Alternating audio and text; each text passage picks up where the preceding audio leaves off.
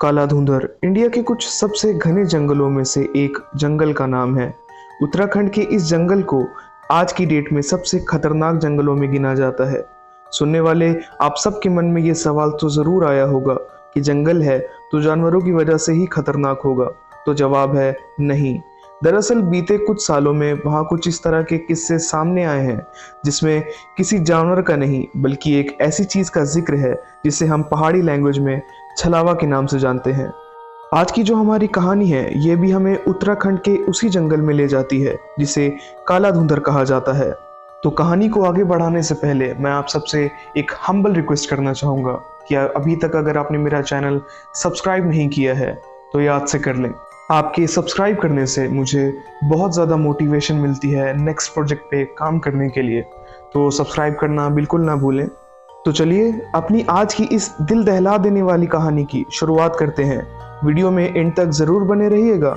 बहुत बहुत शुक्रिया। मेरा नाम निवेश है। मैं और मेरा एक दोस्त जिसका नाम जोगी है, हम उत्तराखंड हल्द्वानी के रहने वाले हैं। ये हादसा हमारे साथ 2009 के अक्टूबर में हुआ था जब हम नैनीताल घूमने गए थे। हम अक्सर ऐसी जगहों पर जाते रहते थे और नैनीताल हमारे घर से भी बहुत दूर नहीं था, तो हमने एक वीकेंड पे ऐसे ही प्लान किया कि 2 दिन के लिए जाएंगे और घूम के वापस आ जाएंगे। दरअसल जोगी जो कि मेरा दोस्त था, उसे नेचर से कुछ ज़्यादा ही लगाव था। जब हम अपने घर से घूमने को निकल ही रहे थे तब से ही वो मुझसे कह रहा था कि यार कितनी बार तो गए हैं नैनीताल, चल ना इस बार कोई नई जगह घूम के आते हैं। मैं उसकी इस बात को ये कह के टालता रहा कि बस 2 दिन का ही वक्त है हमारे पास और इन 2 दिनों में हम सिर्फ नैनीताल ही घूम सकते हैं। तो जोगी ने मुझसे कहा कि मैंने पता किया है कि काला ढूंगी रेंज के पास एक जंगल पड़ता है जिसे काला धुंधर कहा जाता है, क्यों ना हम वहाँ कैंप करके आए। मैंने जोगी से कहा दिमाग ठीक है तेरा, मुझे कैंपिंग वगैरह का कोई एक्सपीरियंस नहीं है। उसने कहा अरे कुछ नहीं होगा, बस वहाँ एक रात बिताएंगे और फिर वहाँ से नैनीताल जाएंगे और फिर वहाँ से घर। मैं इस प्लान के लिए शुरू से ही तैयार नहीं था, लेकिन जोगी ने कहा कि अगर उस जंगल को ट्रिप में ऐड नहीं करेंगे तो मैं ट्रिप पे ही नहीं जाऊंगा। अब मुझे और उसे छुट्टियां मिली ही बड़ी मुश्किल से थी, तो मैंने सोचा इसकी कही हुई जगह पे जाएंगे ज़रूर, क्योंकि जोगी तो मानने को तैयार ही नहीं था। लेकिन मैं वहाँ रात तो हरगिज़ नहीं बिताऊंगा। यही सोच के मैंने हामी भर दी और हम हल्द्वानी से काला ढूंगी रेंज की तरफ निकल गए। हमने अपना सफ़र बस से करने की सोची थी, तो इसीलिए बहुत ज़्यादा लगेज न लेते हुए सिर्फ ज़रूरत का ही सामान लिया और निकल गए। हमें काला ढूंगी रेंज पहुंचते पहुंचते शाम हो गई थी। जब हम उस रेंज की शुरुआत में ही बस से उतरे तो बस कंडक्टर ने हमसे कहा कि यहाँ से तो आपको कोई बस नहीं मिलेगी और ना ही ये कोई रुकने की ठीक जगह है। मैंने कंडक्टर से कहा अरे हमें बस ऐसे ही एक्सप्लोर करना है और हम थोड़ी ही देर में यहाँ से निकल जाएंगे। उस कंडक्टर ने कहा ठीक है, लेकिन थोड़ा संभल कर रहिएगा। अब उस कंडक्टर की ये बात मेरे दिमाग में घूमे जा रही थी कि क्या वो हर बस से उतरने वाले से कहता है कि अपना ख्याल रखना, फिर आखिर हमसे ही क्यों। मैं ये सोच ही रहा था कि तभी मैंने देखा जोगी अब तक जंगल के अंदर झाड़ियों से नीचे उतर के जा भी चुका था। मैंने उसे आवाज़ लगाई और पीछे मुड़ के देखा तो अब तक बस बहुत आगे निकल गई थी। पता नहीं क्यों लेकिन मुझे बहुत अजीब सी बेचैनी हो रही थी। मैंने तो फैसला कर लिया था कि जोगी को कैसे भी करके यहाँ से लेके नैनीताल की तरफ निकलूंगा। और जब मैं उसे लेने उस जंगल के अंदर गया तो मुझे वो दूर दूर तक नजर नहीं आ रहा था। हम लोगों के पास उस वक्त फ़ोन भी नहीं हुआ करते थे। मैंने उसे बहुत देर तक आवाज़ें लगाई। मेरी आवाज़ें उस जंगल में दूर तक गूंज रही थी, लेकिन जोगी का एक भी जवाब अभी तक मुझ तक नहीं पहुंचा था। जैसे जैसे शाम ढलती जा रही थी मेरी बेचैनी और ज़्यादा बढ़ने लगी। अब इस वक्त मुझे उस जंगल में जोगी को ढूंढते हुए 1 घंटा हो गया था, लेकिन जोगी का अभी तक मुझे नामो निशान भी नहीं मिला था। मैं अपने मन में यही सोच रहा था कि अभी तो घूमना शुरू भी नहीं किया था और ये मेरे साथ हो क्या रहा है। अब तक मैं उसे ढूंढते ढूंढते थक चुका था और एक पेड़ का सहारा लेके वहीं खड़ा हो गया था। तभी मुझे कहीं दूर से किसी के चीखने की आवाज़ आई और वो आवाज़ थी तो किसी आदमी की, लेकिन मैं इतना तो श्योर था कि ये आवाज़ जोगी की तो बिल्कुल नहीं है। और इतनी खौफनाक और दर्द भरी चीख मैंने आज तक नहीं सुनी थी। मेरी हालत अब धीरे धीरे और ख़राब होती जा रही थी, क्योंकि बस से उतरते ही जोगी गायब हो गया था। दिन धीरे धीरे ढलता जा रहा था और अब ये चीखने की आवाज़ मुझे बहुत ज़्यादा परेशान कर रही थी। कुछ देर बाद ही मुझे फिर से किसी के चीखने की आवाज़ आई और इस बार ये चीख जोगी की ही थी। मैं तुरंत बिना कुछ सोचे उस चीख के पीछे भागा और भागते भागते मैं एक ऐसी जगह पहुंचा जहां मैंने देखा कि एक बहुत बड़े से पत्थर पे जोगी अपना सिर नीचे झुकाए बैठा था। मैंने उसे दूर से देखा और मेरी जान में जान आई कि चलो अब ये मिल गया है, अब इसे लेके यहाँ से रात होने से पहले निकल जाऊंगा। जब मैं उसके पास जा रहा था तभी मुझे पीछे से जोगी की आवाज आई, निवेश कहाँ है तू? मैंने जैसे ही पीछे मुड़ के देखा तो मुझे कोई भी दिखाई नहीं दिया और मुझे अब ये समझ नहीं आ रहा था कि जोगी तो मेरे सामने बैठा है तो उसकी आवाज़ मुझे पीछे से कैसे आ सकती है। यही सोच के मैं जैसे ही जोगी की तरफ मुड़ा, जो कि मुझे दूर से एक पत्थर पे बैठा दिख रहा था, वो अचानक से जैसे वहां से गायब ही हो गया था। मैंने अपना सर पे हाथ रखा और सोचने लगा कि पता नहीं ये सब क्या हो रहा है। जो आवाज़ें मुझे पीछे से आ रही हैं, क्या जोगी वहाँ है या जहाँ मुझे वो दिख रहा है वहाँ है? मुझे समझ नहीं आ रहा था कि मैं अपनी आंखों पे यकीन करूं या कानों पे। अब तक सूरज पूरी तरह से डूब चुका था और जोगी का अब तक कुछ भी पता नहीं चल पाया था। तब मैंने फैसला किया कि अब मैं पहले इस जंगल से रात होने से पहले निकलूंगा और कहीं से मदद लेके जोगी को ढूंढने वापस आऊंगा। मैं जिस रास्ते से आया था उसी रास्ते पे वापस निकल पड़ा।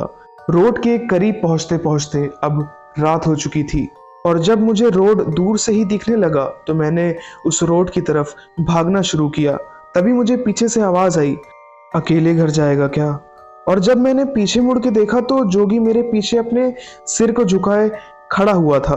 तभी मैं भागते हुए उसकी तरफ भागा और जैसे ही मैं उसके करीब पहुंचने वाला था, एक हवा का झोंका मेरी तरफ आया जिससे मेरी आंखें बंद हो गईं। और जब मैंने अपनी आंखें दोबारा खोल के देखा तो मुझे जोगी वहां कहीं दूर दूर तक भी नजर नहीं आ रहा था। अब तक मैं ये समझ चुका था कि ये जो भी मेरे साथ हो रहा है ये कोई नेचुरल चीज नहीं है। मैंने अपना मन बना लिया कि अब मैं इन चीज़ों पे ध्यान न देते हुए किसी तरह रोड तक पहुंचूंगा और मैं वहां से रोड की तरफ आगे बढ़ा। मैंने जैसे ही कुछ कदम आगे बढ़ाए, मुझे इस बार हर तरफ से चीखने की, चिल्लाने की और जोगी के बार बार ये कहने की आवाज़ आ रही थी कि मुझे यहाँ अकेला मत छोड़ो। मुझे कुछ समझ नहीं आ रहा था, इसलिए मैंने हर चीज़ को नज़रअंदाज करते हुए बुरी तरह से भागना शुरू कर दिया। भागते भागते मेरे पैर किसी चीज़ से टकराया और मैं सीधा ज़मीन पे जा गिरा। जब मैंने पीछे घूम के देखा तो मेरा पैर किसी और चीज से नहीं बल्कि जोगी के पैरों से ही टकराया था। जोगी वहां बुरी तरह से जख्मी पड़ा था। उसके चेहरे पे जगह जगह जख्म के निशान थे और वो वहां बेहोश पड़ा हुआ था। मैं उसे देखते ही तुरंत खड़ा हुआ और जैसे ही उसे उठाने की कोशिश की तो उसने अचानक से अपनी आंखें ऐसे फाड़ी जैसे कोई मुर्दा कुछ ही पलों में जिंदा हो गया हो। फिर उसने देखते ही देखते मेरे ऊपर अटैक कर दिया। वो मुझे लेके ज़मीन पे गिर पड़ा और मेरे ऊपर आ बैठा। मैं उसका वो चेहरा कभी नहीं भूल सकता। उसके मुंह से कुछ काले रंग जैसा खून निकल रहा था। उसकी आंखों की जगह पे आंखें थी ही नहीं और वो बहुत बुरी तरह से मुझ पे गुर्रा रहा था। मैंने किसी तरह उसे धक्का दिया और उसे अपना पीछा छुड़ा के भागा। इस बार मैं रुका नहीं, हालांकि मुझे बार बार पीछे से जोगी की आवाज़ें आती रहीं। अब आखिरकार मैं रोड तक पहुंच चुका था और रोड तक पहुंचते ही जो सबसे पहली चीज़ मैंने देखी वो ये थी कि जोगी वहां रोड के किनारे खड़ा था। मुझे इस बार भी ऐसा ही लग रहा था कि ये जोगी हो ही नहीं सकता, ये कोई और ही चीज़ है। जोगी ने मुझे देखते ही वहां एक बड़ा पत्थर उठा लिया, जैसे वो मुझे उस पत्थर से मार ही डालेगा। मेरे साथ भी पिछले बीते कुछ घंटों में कुछ ऐसी चीज़ें हुई थी जिसकी वजह से मुझे अभी तक यही लग रहा था कि ये जोगी नहीं बल्कि कुछ और ही है। लेकिन मुझे ये समझ नहीं आ रहा था कि मेरा इससे डरना तो बनता है, क्योंकि मैंने इसे अभी कुछ देर पहले ही किसी और हालत में देखा था। लेकिन ये मुझसे डर क्यों रहा है और मुझसे ये क्यों कह रहा है कि पास आया तो जान से मार दूंगा। उस वक्त हालात कुछ ऐसे थे कि ना तो मैं अपने उस दोस्त पे भरोसा कर पा रहा था और उसे देख के भी ऐसा लग रहा था कि वो भी पता नहीं क्यों लेकिन मुझ पे भरोसा नहीं कर पा रहा है। फिर उसके बाद मैंने उससे कहा, ऐसा तू क्यों कर रहा है जोगी, मैं तेरी माँ को क्या जवाब दूंगा? तो उसने मुझसे कहा, यही सवाल तो मुझे तुझसे करना चाहिए कि तू मेरी जान के पीछे क्यों पड़ा है। मैं ये बात सुनते ही समझ गया कि दरअसल जो कुछ भी मेरे साथ उस जंगल में हुआ सेम वैसा ही जोगी के साथ भी हुआ। मुझे वहां वो छलावा जोगी बन के डराता रहा और जोगी को वो छलावा मैं यानी कि निवेश बन के डराता रहा। उसके बाद हमने कुछ ऐसी बातें की जिससे हमें एक दूसरे पे यकीन हुआ कि मैं ही असली निवेश हूँ और वो भी असली जोगी है। उसके बाद हम दोनों गले लग के बहुत रोए और घंटों इंतजार करने के बाद एक ट्रक ड्राइवर से लिफ्ट लेके अपने घर हल्द्वानी वापस लौट गए। ट्रक के सफर के दौरान जब हमारी बात उस ट्रक वाले से हुई तो उसने बताया कि तकरीबन 4 साल पहले इसी जंगल में 2 भाइयों की लाशें मिली थी। वो दोनों सगे भाई थे, लेकिन पुलिस की छानबीन के बाद ये पता चला कि उन दोनों ने ही एक दूसरे का कत्ल किया था। सगे भाई होने के बावजूद एक दूसरे को मार डालने का ये राज आज तक किसी को भी समझ नहीं आया। तभी मैंने जोगी की तरफ देखा और जोगी ने मेरी तरफ देखा और हम वो राज समझ चुके थे। दरअसल वहाँ जो छलावा था वो खुद तो किसी को नुकसान नहीं पहुंचाता था, लेकिन उस जंगल में आए हुए लोगों को एक दूसरे की तरफ डरा के या तो नफरत फैला के वहाँ जो भी उस वक्त मौजूद होता था वो उसकी जान ले लिया करता था। तो ये थी दोस्तों हमारी आज की स्टोरी। आई होप कि आपको आज की ये स्टोरी पसंद आई होगी। अगर आपको आज की ये वीडियो पसंद आई हो तो इस वीडियो पे लाइक करना बिल्कुल ना भूलें। अगर अभी तक आपने मेरा चैनल सब्सक्राइब नहीं किया तो तुरंत कर लें।